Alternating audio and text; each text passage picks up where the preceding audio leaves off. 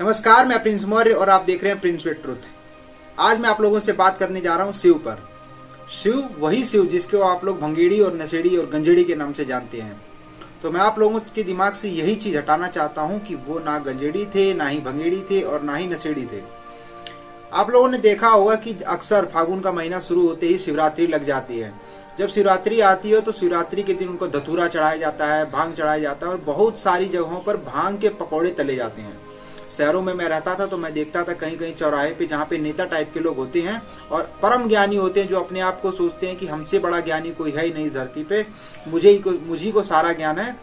वे लोग क्या करते हैं कि चौराहे पे चार अंकल लोग जुट जाते हैं और वहां पर खड़े होते हैं, एक प्रोग्राम बनता है, कुछ लोग पैसे वहां पर जुटाते हैं और फिर वो लोग भांग वगैरह मंगा के उसके पकौड़े बनाते हैं, लस्सी बनती है, ठंडाई बनती है और खाया जाता है, पिया जाता है और एक से एक अश्लील गाने चला के वहां पे नाचते भी हैं। लेकिन प्रोग्राम तो शिव का था तो दो चार गाने शिव के भी चला लेते हैं, बकड़ बम बम बकड़ बम, इस तरीके के गाने चला के वो लोग नाचते हैं। और नाचते भी क्या है, सही से वो नाच भी नहीं पाते हैं क्योंकि शिव जैसी ताकत तो है नहीं। भांग पी के कोई क्या ही नाच लेगा, ये भी सोचने वाली बात है। तो ये जब करते हैं, ये लोग भांग पीते हैं, गांजा पीते हैं और ये सारी चीजें करते हैं, तो क्या शिव ये करते थे?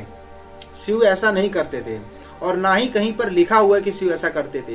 हाँ, 100-200 साल में अगर कोई किताब लिखी गई है तो फिर उसमें लिखा गया है, क्योंकि 100-200 साल में जितनी संस्कृति को बर्बाद करने का सारा काम किया गया है, उन्होंने लिखा है अपनी किताबों में कि शिव ऐसा करते थे, शिव गांजा पीते थे, नशा करते थे। लेकिन सोचने वाली बात है कि जब शिव इतने पराक्रमी थे, शिव इतने शक्तिशाली थे और सारी शक्तियां उनके अंडर में थी और सारे राक्षस उनसे आके वरदान लेते थे, क्या वो गंजेड़ी हो सकते हैं? कोई नशेड़ी, भंगेड़ी और गंजेड़ी किसी का क्या ही फायदा कर सकता है? ये सोचने वाली बात है। अगर सोचिए कि आपके गांव में, आपके घर में, आपके परिवार में कोई नशेड़ी है तो कोई फायदा पहुंचा सकता है किसी को? नहीं पहुंचा सकता है ना। बिल्कुल ऐसे ही तो ये जितना नशा, गांजा और भांग का जो सेवन करने की जो प्रथा चली है, ये अभी जल्द ही चली है, 100, 200, 400 सालों में।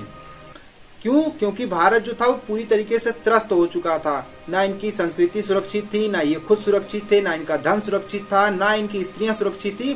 तो इन्होंने ये सारा दुख मिटाने के लिए नशे का जो सेवन वो शुरू किया। कोई छोटा सा त्योहार आ जाता था तो अपना दुख मिटाने के लिए लोग भांग, गांजा और इस तरीके की जितनी गंदी चीजें होती थी उन सबका सेवन करते थे। तो ये सारी चीजें ये लोग करते थे अपने सुख के लिए और इन्होंने नाम दिया शिव का।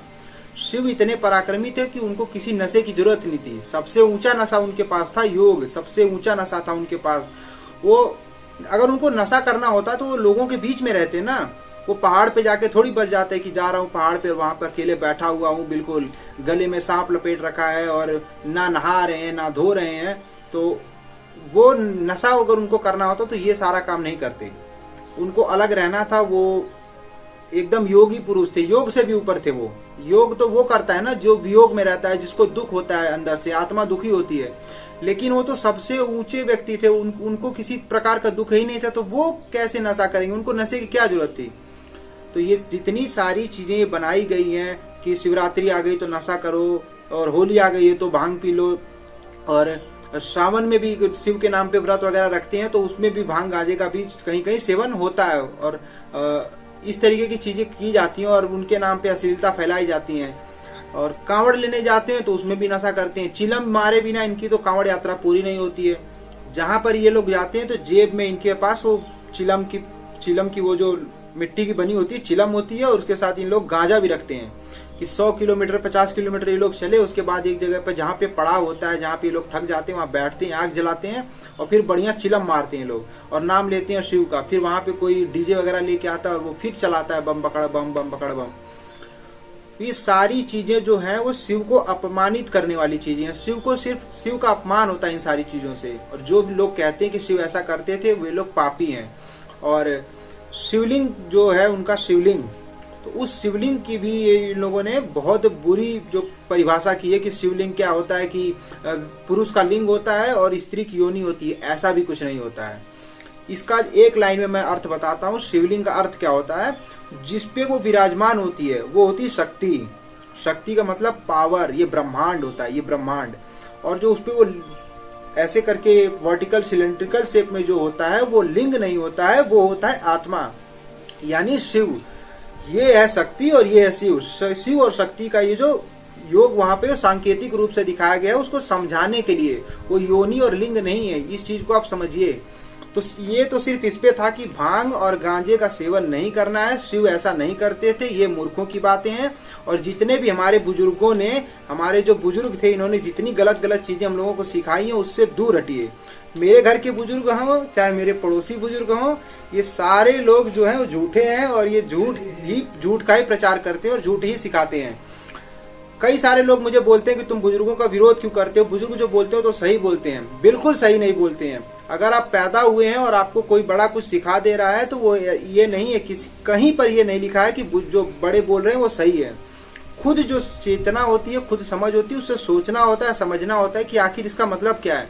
और वेदों में, उपनिषदों में तो कहीं ऐसा नहीं लिखा है, कहीं पर भी ऐसा नहीं लिखा है कि भांग और गांजे का सेवन शिव करते थे। तो फिलहाल शिवरात्रि पे आप भांग और गांजे का सेवन ना करें तो ही अच्छा है, और शिव के नाम से ये बिल्कुल ना जोड़ें, क्योंकि ये उनका सरासर अपमान है, बिल्कुल अपमान है। और अगर आप अपमान करेंगे त्योहार के दिन उनका, शिवरात्रि के दिन ही उनका अपमान करेंगे, तो फिर आप ना शिवमय हो पाएंगे, ना आपको उनका वरदान मिलेगा, ना उनकी कृपा होगी। ये सारी चीजें हैं, तो इस चीज को ध्यान रखिए। आगे मैं अगली वीडियो भी लाऊंगा तो शिवलिंग पे बात करूंगा, शिव और शक्ति पर बात करूंगा, वो ब्रह्मचारी थे या योगी थे या तपस्वी थे या अघोरी थे, इस पर मैं बात करूंगा। सारी चीजें बताऊंगा, क्योंकि मैं शिव पर इस वक्त पढ़ाई कर रहा हूँ और शिव पर मैं सारी जानकारी इकट्ठा कर रहा हूँ। क्यों? क्योंकि मैं अपने धर्म को समझना चाहता हूँ कि आखिर इस धर्म में है ऐसा क्या कि इसको महान कहा जाता है, और उस महान चीज को बर्बाद करने वाले कौन लोग हैं। तो आज के लिए वीडियो इतना ही था, आगे मैं फिर मिलता हूँ अगले पार्ट में। धन्यवाद।